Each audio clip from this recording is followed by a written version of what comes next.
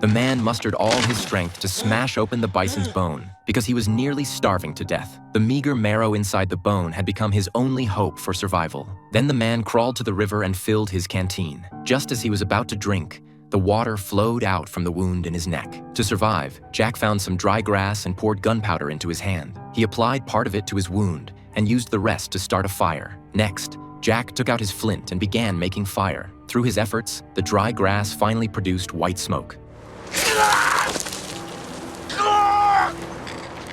Jack passed out from the excruciating pain. The crows in the tree thought they could have a feast, but unexpectedly became Jack's food instead. However, this small amount of food was far from enough. The next day, Jack could only search for grass roots in the cracks between rocks. He put everything edible into his mouth, but just then, he suddenly heard the sound of horses. Jack discovered that the Indians had tracked him down. Without time to hesitate, he immediately hid behind a rock. Jack didn't dare make any sound, but even so, he was still discovered. Jack realized that if he was caught by the Indians, he would surely die. He quickly swam toward the river. Enemies shot numerous arrows at him, but fortunately, Jack managed to dodge them. Soon, the rapid current carried him away from there. By the time he returned to shore, Jack's body temperature had dropped to freezing. The bone-chilling cold made him shiver uncontrollably, but fortunately, he had managed to save his life. After coming to his senses, Jack immediately built a campfire. Feeling the warmth from the flames, he gradually fell asleep from exhaustion. However, the next day, Jack woke from pain. When he lifted his clothes, he discovered the wound had festered, but he had to survive.